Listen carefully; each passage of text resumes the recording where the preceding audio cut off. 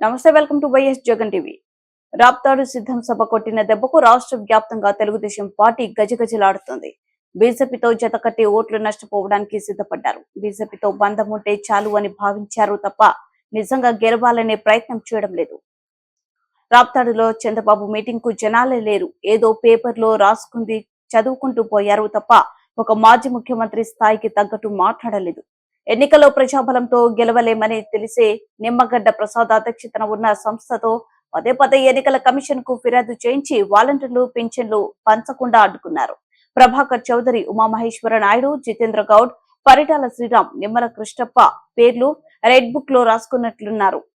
జిల్లాలో తెలుగుదేశం పార్టీ జెండాను మోసి పార్టీని అభివృద్ధి చేసిన వారిని తొక్కేసి టికెట్లు అమ్ముకునేందుకే రెడ్ బుక్ రాస్తున్నట్లు అర్థమవుతుంది. 25 ఏళ్ల పాటు పరిటాల సునీత, ఆమె భర్త అధికారంలో ఉండి ఆ కుటుంబం ఏమి చేయలేకపోయినందున ఈ రోజు ఓట్లు అడిగేందుకంటే ముందుగా పరిటాల సునీత నియోజకవర్గంలోనే ప్రతి ఇంటికి వెళ్లి కాలు పట్టుకుని క్షమించమని అడగాలి. వచ్చే ఎన్నికల్లో ఉమ్మడి జిల్లాలలో 2 ఎంపీ, 14 ఎమ్మెల్యేల సీట్లు గెలవబోతున్నాం. రాప్తాడు ఎమ్మెల్యే తోపుదుర్తి ప్రకాష్ రెడ్డి అన్నారు. 2024లో కూడా జగనన్నను ముఖ్యమంత్రి చేసేదానికి ప్రజలు సంసిద్ధంగా ఉన్నట్లుగా తెలియపరుస్తాం. కడప జిల్లా కావచ్చు, కర్నూలు జిల్లా కావచ్చు, అనంతపురం జిల్లా కావచ్చు, జనమంతా జగనన్న వెంటే. మరోవైపు ప్రజలకు మంచి చేసి ఓట్లు అడిగేటువంటి పరిస్థితి లేని చంద్రబాబు నాయుడు గారు చెప్పుకోవడానికి చేసిన మంచి ఏమీ లేక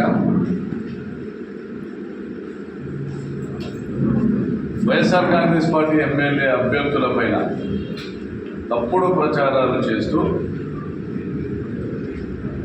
మొన్న రాప్తాడుకు వచ్చి కూడా అవే అబద్ధాలు, గతంలో ఏవైతే మాట్లాడుతూ అవే అబద్ధాలు.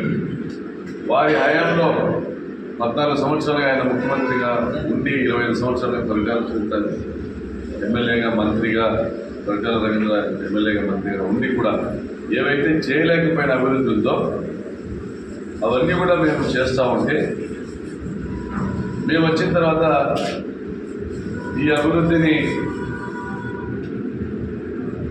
కొనసాగిస్తామని చెప్పుకోవడం తప్ప వారికి వేరే గతంతులు లేని పరిస్థితి ఏర్పడతారు. 3000 మంది పైన కేసులు పెట్టినట్టు పరిగణించి మాట్లాడతాం. 30 మంది